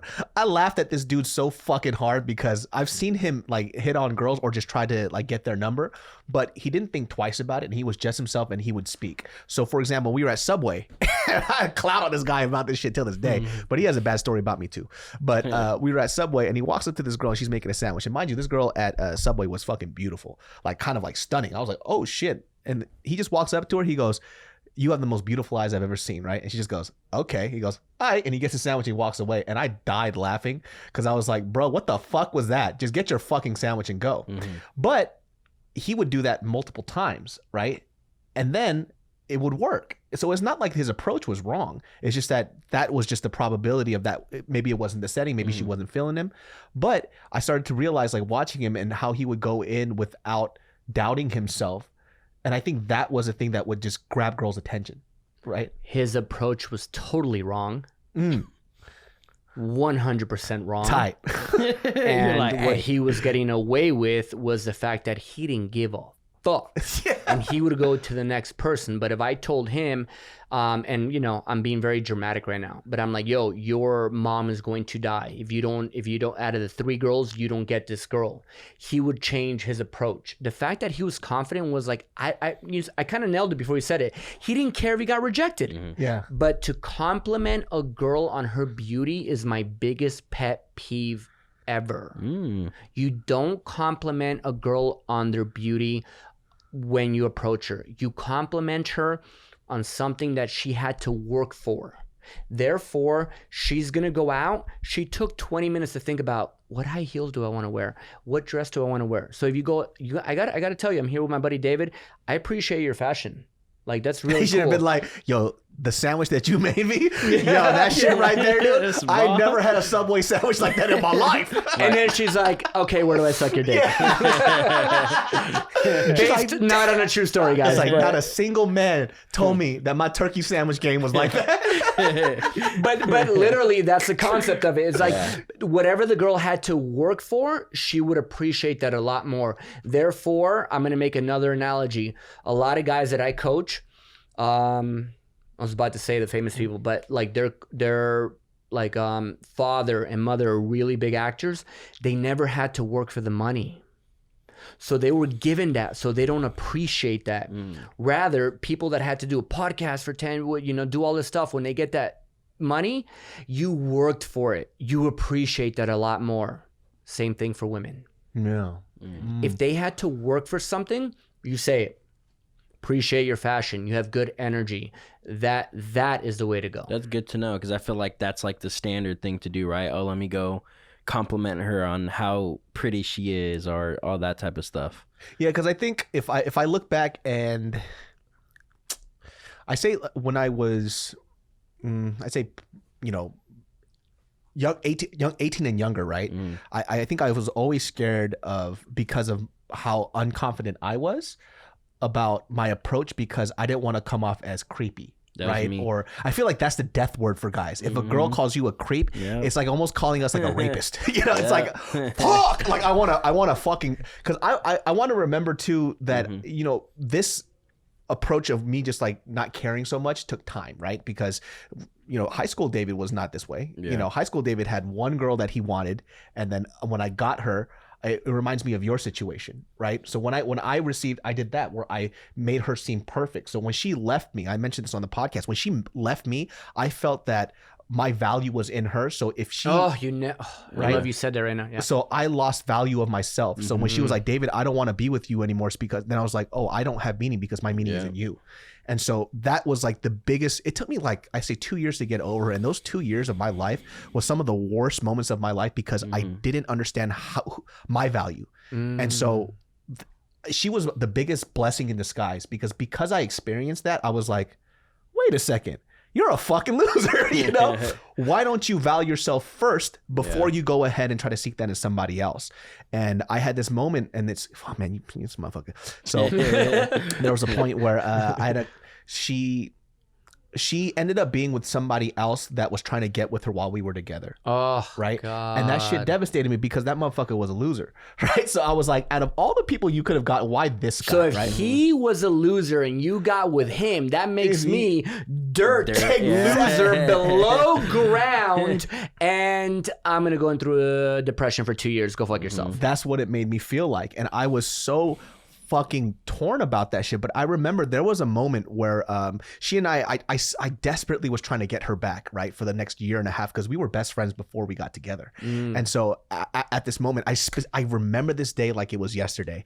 It was I was taking her to community college after I left UCR. I went to community college, and then she was there too. So we lived close to each other, and I wanted to develop this friendship again after we broke up. That I would take her to class because I wanted to get close to her. Right again, she wasn't interested in me, but she looked at me one day and she goes, "You're really kind of annoying." And I stopped for a second and I went, I looked at her, I was like, annoying. And that shit made me mad. And I was like, what do you mean? I was like, you're kind of obnoxious. And I remember when she said that, I was mad because what she said was true. It wasn't because she said something rude. It's because what she said was true. I was begging for this girl's attention so fucking hard. It was so obnoxious. Yeah. And I remember that moment so well because I was like, David, you are not going to be that guy anymore. Take a look at yourself. What the fuck are you doing, man? And so when they broke up, I remember this moment so well. She came to my house and she was like, hey, so I broke up with him. And I looked at her. I was like, that's cool. Why are you telling me? Right. And she goes, well, like, I just, we're just not working out anymore. So, like, I just wanted somebody to come to. And I was like, you came to the wrong door. I was like, why are you here? And then it kind of like, I could tell it irritated her a little bit. And it was just so interesting where I had that moment and I was like, I've been playing this whole thing wrong. You know what I mean? Like, I thought once again that me being the agreeable guy, taking her to school, doing all this stuff, trying to be the important person in her life was going to create value, and it didn't. And that was the turning point for me where I was like, you know what, dude, you're doing this fucking all wrong. How did you realize you're doing it wrong? Like that, I feel like that's very impressive. How did you do that? I think it's just, I talked about that personality of, I don't want something to have control over me. As long as I recognize that I have something controlling me, I'm like, I want to take that power back. Got it. She was taking that power from me. And I allowed it to happen. So it was that from that moment on, I started saying, fuck it. I'm just going to try to date whoever and see what happens. So like I remember the first girl that I approached was it was at CRC. It was a white girl. I've never been with a white girl before. Right. And I was like, I'm going to try to hit on this girl and I'm just going to see what happens. And it wasn't that great. It was a little longer than I thought it would take. What was your opening line? I just asked her if she wanted to come study with me after class, and I kind of developed the relationship that way. It didn't work out because it was fun, but we still ended up friends. But that was the moment when I was like, I didn't die. It's like, hey, you didn't die. Let's see what happens again. I got rejected multiple times after that. I just got lucky with her, I guess. But after that, when I went to a different class, I tried it with somebody else, struck out. I think I struck out like a gajillion times after then I got somebody else to find me attractive again. But that moment with her was the biggest learning lesson, is because every person that I was with, I gave them too much power. It was like, you are my value, And I think that was the biggest mistake that I made. Yeah. So, are you having any kind of epiphanies right now? Of course, yeah. The biggest thing, the biggest thing was like the jealousy thing and that type of stuff, because like that is literally my mindset in all my past relationships. So when you were saying that, I'm like, holy fuck. Because I think I was jealous of her, and I don't Yeah. think she was jealous of me. When I look at my very first girlfriend, I don't think she gave a fuck what I did. But then I think I gave way too much fucks about what she did, though. Yeah. Yeah, that was like the biggest one for me. And I'm like, holy shit. I want to make a time machine so I can go back and I can just fuck myself up. What the fuck are you doing? You know, it's Yeah. Therapy. It's therapy. How fascinating! Like I'm seeing myself, a lot of my former self in him. You know? Yeah. I mean, we should do something where I take you out one night and I kind of give you a little sample, like 10% of what I coach, and I think I can genuinely change your life. I would love that, and I want to be there. I'm just gonna be. Can I rewind real quick? I can't believe I just said that. I know I can change your life. Mm-hmm. I said I think. I know for a fact, because I can already pinpoint everything that you're resisting. So you would go from A to being like Kosmo, you're really good or you're a genius, and we talked about it with David. To B, you're gonna be like, get the fuck away from me, I'm gonna fight you right now, because I'm going through all your darkest fears. To C, going Kosmo, I'll kill someone for you, I love you. Like those are the steps. Like in the middle, you're gonna go, get out of here, dude. Because on the, everybody knows this, on the other end of fear is your wildest dreams. So I'm making you walk into fear all the time. Yeah. I mean, I'll expose something about myself. Last podcast, I told David, I'm like, I love to walk into fear, all that. And then, I'll emote to YouTube, whatever, wherever we're at right now. I don't like fucking elevators. Oh, yeah. And so I'm texting David. Now, before you put me out, I'm going to put myself out, bro. Because I know it's coming at some point in this podcast. So, I text David. I'm like, yo, what I text you? You said, can we walk up some stairs? He goes, I have this thing about I didn't say it with that tone. I said it very confident. I'm like, yo, you got stairs, bro? Yo, that shit made me die laughing. I used to be scared of elevators too when I was a kid. Actually, we're going to go, if you want to keep it real, let's just go all the way right now. Hold on, guys. Yo, I know this is very random, askrequest.lol. Anyways, I can go up the stairs. Anyway, I can go up the stairs this time, lol. Elevators sometimes give me the heebie-jeebies. David responds, sure, lol, haha, in all caps, because I cracked the fuck up. I respond with a video because I'm like, fuck David. And then he responds with, I was like, what did I say? Oh, is that, what did I tell you? Wait, where am I at? right here. I'll make sure you're safe. And then I'm like, oh, great. Fuck my life. Why did I tell you? But whatever. So then as I'm coming up, I'm like, I would be such a hypocrite because I'm like all about walking into fears. So I went up the elevator. That shit. It's a little thing, but I used to be scared of elevators too, but just because when I was young, someone told me that a story about people, like a gas line broke in an elevator and it burned everybody's skin off. So I used to be terrified. I didn't need to hear that, bro. Why did you just do that to me right now? I was terrified of elevators. So I was 11, and then I was like, I can go in them now. And I got stuck in an elevator once before too. God, guys. And it was weird. I don't know why I didn't freak out, but I was like, it's because you could have the button and somebody's talking to you. Mm-hmm. So they're like, yeah, we're gonna get somebody to get you. I've never really I did have a huge fear of escalators though. Escalators? Yeah, the little fucking... Yeah. Because when I was in Korea, my shoelace got caught and it fucking dragged me. Oh. And I thought I was going to I've seen that happen before too. In an escalator, I saw a little kid at this Best Buy I used to work at in a mall. Their shoe got caught right at the top, and it got their foot in, and I think their foot had broken. But I was like, "Ooh, that's what I was scary." I got lucky because my uncle grabbed me and he just snapped the shoelace off. But it was Korean escalators, dude. That shit they're powerful as fuck, and they go way faster than American escalators. Like an American one's nice and smooth. Like the Korean one, if you jumped, it would fucking shoot you through the fucking roof. They don't give a fuck about people's safety in that country, dude. Shout out to my people. Don't talk shit about my people, David. Because I've gotten a lot of DMs and the Asian community loves me right now. So yeah, isn't that crazy? PTSD. Yeah. Like I got stuck in an elevator and then it lingers on in your life. And that happens in a lot of people's relationship. You know, I'm going through a divorce. I got a breakup. So I'm a loser. I'm never going to get a girl like that. So you get PTSD. You go, if she did it, every girl is going to do that. I have a fear of elevators. I go, every elevator is going to break down on me. Oh, so isn't that crazy? Like that's how it happens. That's PTSD right there. To go back to the girl thing, right? So like when these girls talk about, you know, and obviously my response is like, what the fuck are you talking about, right? I mean, what would be like the solution for them? Because it's like, if you are emitting this alpha woman thing, right, which is a quality that I really enjoy. Like I like alpha women who get their shit done. Those are the ones that attract me the most. What would their solution be to that problem then? So what they need to do, what all my clients do that are women, is you need to connect with the guy on a logical level, not like kind of expecting all that. But I tell my clients that are women to go up to the guy and to be like, hey, straight up, I think you're cute. Just wanted to come over and say that. Or pick out something about his outfit. Oh, I love that shirt. Where'd you get it?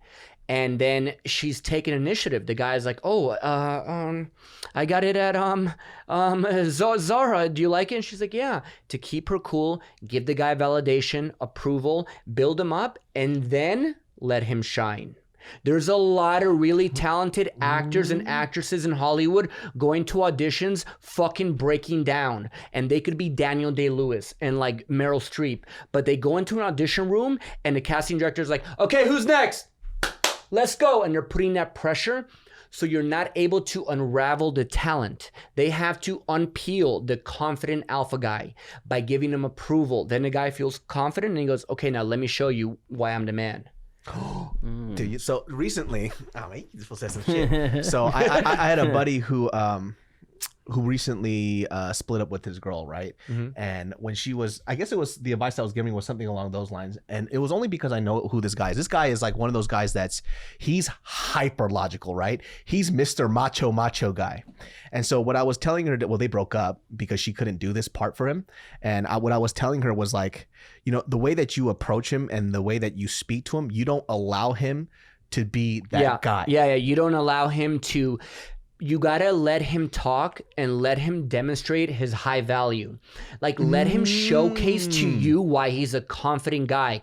But if you keep telling him, so I have my Maserati downstairs, I have my own company, the guy is like digging his own grave right there. Let him build himself up.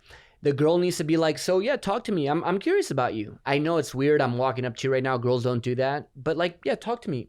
And the guy will be like, oh, okay. Well, I have my podcast. I'm on YouTube. And then let the guy open up. That's because I couldn't use those words exactly, right? And I could understand why she left confused because I was giving her an example. I was like, for example, I told her the way that she speaks to him, you kind of speak to him like he's your child, and it probably fucks with his head a little bit, right? So, for example, it was a cold day. And she was like, give me an example. I was like, well, here's an example. It was a cold day. And when he was about to leave, you said, it's cold outside, take your jacket. I was like, how come you can't rephrase that as like, hey, is it kind of cold outside? Do you think you need your jacket? Let him make that choice. But when you speak to him, you give him commands. And so when you do that, it fucks with him a little bit. I was like, I know this guy. He's Mr. Alpha dude and he's Mr. Solutions guy. So when you take that away from him, you also take a little bit of his manhood away. Not a little bit. You take a lot of his manhood, and you nailed it. One of my clients went through that, and I said, tell him, baby, I'm going to take your jacket with us just in case you're cold. I'll carry it. That's what the girl said. I said, say that to him. Yeah. So then the guy was like, babe, I'll take my jacket. I'll carry it. You want me to carry anything? And the guy ends up doing the work that she wanted for him to do. The girl's baiting him. Yeah. Baby, I'm going to take your jacket for you because you might be cold. If not, I'll carry it. So now the guy's like, okay. And he doesn't feel like he's being talked down. The girl's like, I got your back. I'm ride or die. I'm ride or die. Yeah. Like, don't worry about it. I'm not putting you down. I might make more money than you, and I'm an alpha girl and all that, but I got your back, baby. I'm ride or die, and I'm going to carry this jacket, and you might not be cold, but I care about you, so I'll have it. The guy opens up. Yeah, because I feel too, and you could correct me if I'm wrong, I feel like sometimes even with me, when I speak to my fiance, right, we get into a lot of fights we don't get in a lot of fights, but when we do fight, it's more like it's because we're not speaking the same language. I'm logical and she's emotional, and then we're trying to talk to each other like this rather than seeing where we're talking and then meet up there. So it's like, oh, if you're speaking from an emotional sense, maybe I should connect with you there. Or if I'm speaking logically, you should talk to me here. But it's always like this and this. That's what it feels like anyways. Girl walks in, your girlfriend, and she slams the door. She looks at you. You're like, hey, babe. She's like, hey, how are you, babe? You okay? Yeah. I'm good. She goes to the kitchen. David. Yeah, babe. The dishes are all over the place right now. Do you not care about a relationship? Like literally, do you not want to work at all to be a better boyfriend? She's speaking through it emotionally. So now you have to go, wait a minute. I can't logically tell her, most guys do this, babe, it takes 45 seconds to wash the dishes. Or guys go, babe, I can wash the dishes tomorrow morning. Nobody's coming over. What's the big deal? You see how that happens? We're logical. We go, why are you tripping? This fool was watching my security camera today. Dog, were you in my house yesterday? That legit was like a conversation we had yesterday. Because that's exactly what happened. Because then you can't do that because logically you're right. And all right, let me go back real quick. When you get into an argument with someone and then the person goes like this, watch, I'm going to make everyone mad right now. The person goes, you know what, David? You win. You're right. You win. Then the other person goes, no. I don't want to win. It's about you not knowing what I want. And then the other person goes, no, you win. You can't do that. You can't say you win because then they go, oh, he's only doing that to say that like he wants to end the argument. You have to go, babe, I'm really tired right now. Like I'm exhausted. Is there any way you can just cuddle or come to the couch? And if it's okay with you, I can wash the dishes tomorrow. Now she goes, all right, give me a blanket. You go, okay, babe, get the blanket. She'll sit next to you. Then she'll go like this. I had a fucked up day. I'm sorry, babe, if I'm cranky. You go, all good. And it's completely diffused. Let her call herself out. Let her go, fuck, being a bitch. You go, a little bit, but I still love you. Women will they will go, fuck, I'm being wrong right now. Emotionally, they'll go, fuck, I'm being a little bit of a bitch. Guys as well, too, that have a high EQ, emotional intelligence, they'll go, what the fuck? Why am I barking at my girl right now? Oh, because I got cut off by this Armenian dude. We got out. We almost got into a fight. I don't want to tell her I got into a fight. Then I went to Ralph's. They told me, and then so you build all that up and you don't want to tell your girl. We do the same shit. Guy can come in and be like, baby, I'm going to let you know right now, I'm in a fucking bad mood. So give me like 10 minutes because I'm just in a bad mood. Has nothing to do with you. Now your girl is in the game with you. Now she knows, oh, we're in it together. And we can both be in a bad mood together. I feel like that's really hard for a lot of guys, you know? Like 99, well, I'm exaggerating, but over half of our population of guys don't do that. Back to you with you not being able to emote, right? No, I'm good. I don't want to do all that. Like you guys need to have the permission to go, I need to talk about my emotions. I need to let it out somewhere. That's like something that's really hard for me too. It's like I could do it well with other people, but for some reason showing that to her, it's very hard. Like when I was going through a lot of the emotions because of like the BLM stuff, like I was angry, I was all pissed. Like she could see it in me too. You know what I mean? Like she knows me. So like I'm waking up and I'm just like seething. Like I don't think I am, you know, but I'm kind of chilling there. And she goes, "You're in a bad mood." I'm fine. Like I'm telling her I'm okay. Like I'm good. You know, because in my mind, I think Wait a minute, David. We're going to go into David's, I'm going to psychoanalyze you right now. I feel like you did know you were in a bad mood. Yeah, I think I know I'm in a bad mood, but it's more like... You don't want to tell her. I don't want to tell her. But, okay, because you know you're in a bad mood. Yeah. Okay. And so when she tells you, babe, are you in a bad mood, you're aware that you're in a bad mood, but you're like, if I tell you, it might open up a judgmental argument by her going, but David, baby, why are you letting social media get to you? So therefore you go, I'm not about to get into a judgmental argument, so I'm going to tell my girl I'm good. Yeah. that's exactly what it is. Like I feel like if I open up that can of worms, like I'm not going to get the support that I need, and I might even get angry. You know, so literally, I'm going to tell you what to do, babe. I'm in such. I've felt that in relationships too before, actually. So yeah, sorry to cut you off, but no, go ahead. I hear your explanation. I'm paying attention. I'm like, okay, yeah. We'll go back to you, but because I want to hear what you're saying. But for David, baby, I'm in a bad mood. I know this is illogical, and I just don't want you to judge me. I don't want you to give me advice. I just want you to be there for me. I'm fucking pissed that this black kid died today, and it's getting to me, and it shouldn't. And I'm emotional right now, and it has nothing to do with you, and I don't want advice, but just if you can just give me like an hour to decompress, and I'm fucking mad. Yeah. And then your girl's gonna go, okay, babe, you want anything for breakfast? Yeah. But you gotta tell her. Yeah. I don't want advice. I just need to get it off my chest. This black kid got killed. It's fucking killing me. Yeah. Why did this fucking cop kill that black kid? Yeah. Why? And then it's kind of like setting her up for that instead of just like emoting it out and expecting a result. Say like, this is what I need from you. Here are the boundaries. Just respect this, and then we'll be okay. I'll try that shit out. Yeah. I'll try that shit out. So what were you saying? Oh no, just like how I've had that before in relationships. Like, oh, are you mad? No, I'm good. No, I'm good. But deep down inside, I know I'm like, no, I'm fucking pissed off. And it could be like shit. I think now that you've talked about the jealousy and all that stuff, I'm like sitting here thinking, I'm like putting shit together like, fuck, maybe that's why I was acting like this, or maybe that's why I did like that. I think that was a lot of it too, because I was always trying to be like, I don't want to act like I'm being jealous, and I don't want to make her jealous. So I was always just like bottling up absolutely everything.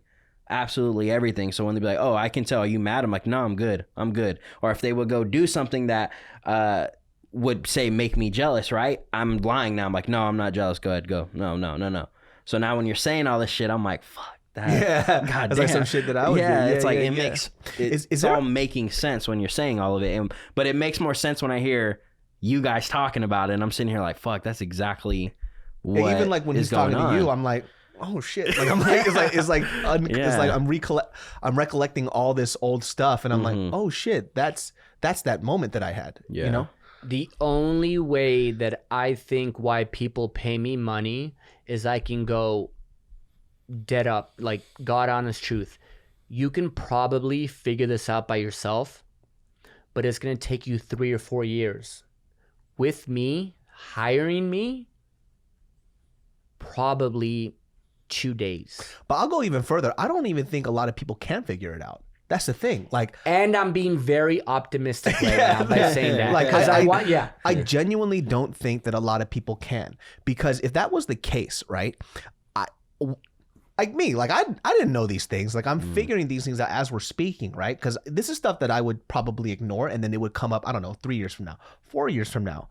But then it takes somebody who has perspective and understands where you're coming from to really bring this out. This is why I really fuck with therapy a lot, right? A lot of people have, and this is what this really is. Like, you as a dating coach, you're a dating therapist, really is what it kind of boils down to, right? Because you're not really teaching you how to fool a girl into liking you. You're actually working with the person here first before you go out there. Yeah. So it's you first, and then we figure out the rest. Because right now, I think a lot of guys do this where they blame everybody else and they don't take personal responsibility for the situation that they're in. They go, I'm in the friend zone because of this. I'm doing it's, and it's like because of that person. Like, I don't know what they're doing wrong. But it's like, hold on a second. Let's work here first. And then we can figure out what's happening out there, you know? Hey, Cosmo, I cannot afford your course. It's too much money. My rebuttal: how much time do you have left on this planet? Because that's what you should be thinking about. You're 28. You've gone through 3 breakups. You've gone through a deep depression in 2 years. Why? If I want to learn how to swim, I'm going to hire a fucking coach that can teach me. I don't want to drown in the ocean for a year.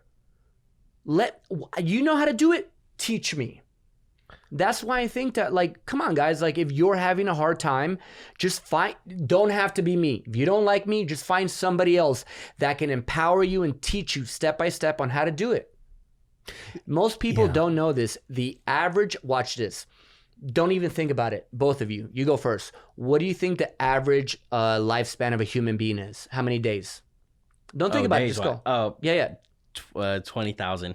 For their whole life? For their whole life. I don't know. Okay, so how about you? Shit, I don't know. There are 40,000 days. Well, damn, you motherfuckers are smart. Because when they asked me that, I was so in denial of like life being very long. I answered 300,000 hours in the reality show I did. It's 28,000 days. So you guys are pretty accurate. So it really didn't work on you guys. But a lot of people, I guess for myself, I'll speak for me, think that you have a lot more time on this earth than you really do. So you focus on like, it's too much money. I don't want to do that course. I don't want to do that. When in retrospect is like, so you went to the bar, you spent $40, then you went to go get a stripper. It's like nothing of it doesn't make sense. You know, it's like you spend 2 years, 80 grand and you're still stuck. And so, you know, I would tell a lot of people, like, if you're stuck, take that leap, find a coach, and you know, get it fixed. You know, I'll even go further than that because I used to be in that realm as well, right? Like, I'm not trying to say this like in a product that I'm not selling anything. So it's like, I believe in that only because of something as simple as health, right? Everybody thinks that they know how to lose weight. Right? Everybody thinks that they know how to get buff and fit. They go, the information is out there. Why do I need a coach? And if that was the case, everybody would have done it right now. Right? The problem with thinking that is there's a million pieces to this fucking puzzle, right? But you don't know where to start.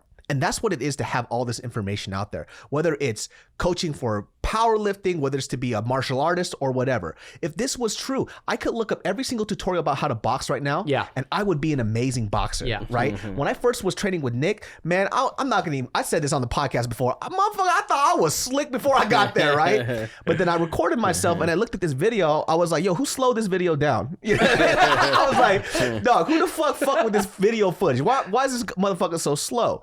And I look back at it now, it's because I went into something thinking that even though I told him I didn't, in the back of my mind, I thought I knew more than I actually did. And I didn't, you know? So when you put value on, like something as simple as this too, people who say they can afford a gym, they can't afford these things that are about mental health and wealth. You have any idea how much time you spend saving up for stuff for physical objects in your life? A pair of shoes. Like when somebody tells me that they can't afford like a gym membership, right? That's about $70 a month. I guarantee you within that week, you've already spent $70 on food, on going out to eat already, which is something that's finite.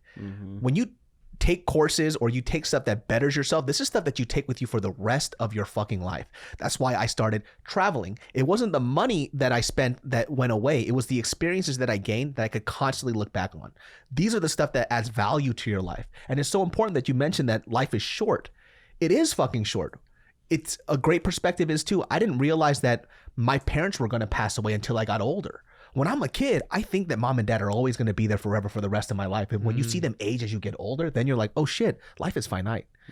So when you if you're younger too, and you're in a situation right now where you feel like everything is going to stay the same, you're going to have the rudest fucking awakening when you're older. You see mom and dad get older. There are dreams that you thought you were going to have that you don't have. And you look at your life now and you go, fuck, what did I spend my time with? Where did I spend my fucking money?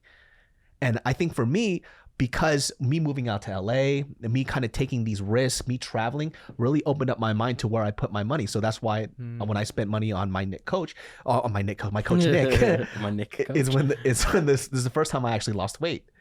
Because there was an accountability there. There was somebody who taught me the ropes that was with me along the way, because I always told myself I could do it without anybody else, but it wasn't true.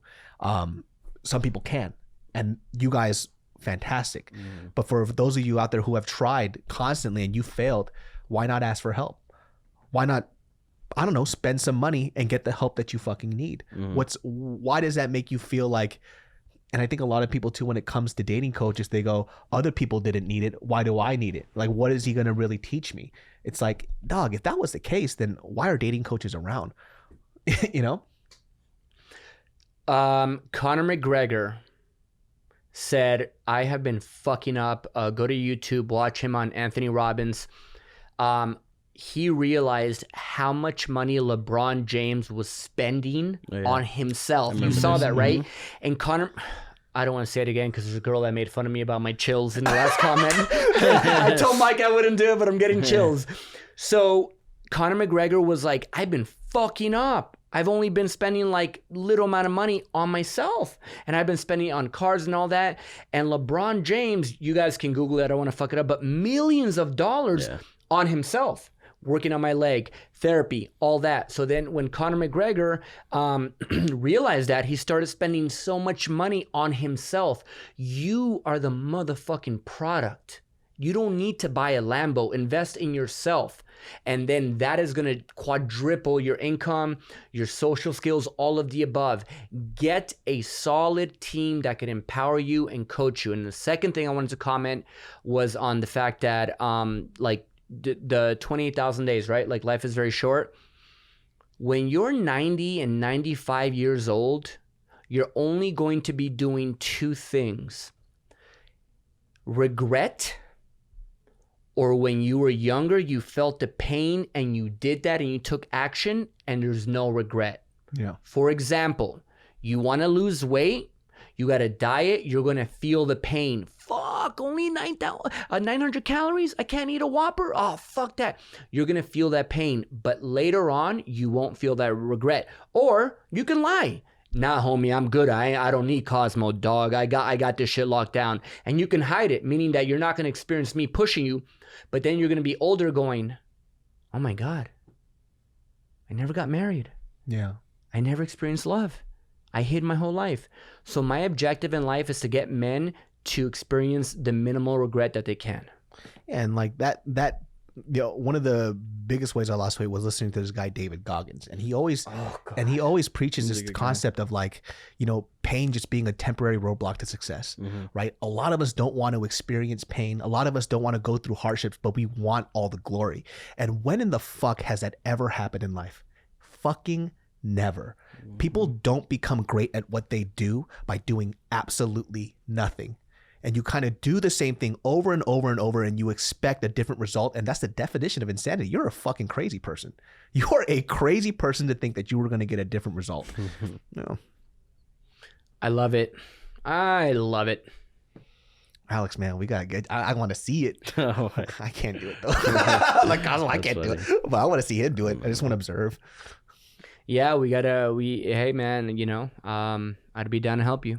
That'd be great. Well, guys, that wraps up this episode of the Genius Brain Podcast. Love even you, the man. information right now, I was like, okay, damn. But I can see why, and not trying to sound like trying to hit on you or anything, but I can see why women would feel very comfortable with you, because you're like a very good listener. You have like a very calm energy about you. So I can see why a girl would be like, you know what? I'll get into a relationship with him, because I like just being here with you. I want to be your friend. But the thing that you're missing is like that bad boy element, that edginess, to be like, I might lose him. And that's if we work together, what I would add to your arsenal. For sure. I fucking love it. Kosmo, where can they find you? At Coach Kosmo on Instagram. And then Mike? I have my guy back here, my marketing genius at Yes Man. We'll put the link below. Yeah, we'll have the link below for you guys to find. It was in the previous video as well. It'll also be on the podcast. And then Alex, where can they find you? Instagram, all my stuff, Twitch, all that stuff, just LiftGod, LIFFGODD. That's right, ladies. Hit up Lift God. You know what I'm saying? Ladies, go hit the Lift God. Well, guys, dropped a new single too. There it is. Music and Spotify. So we'll see y'all next time. Peace.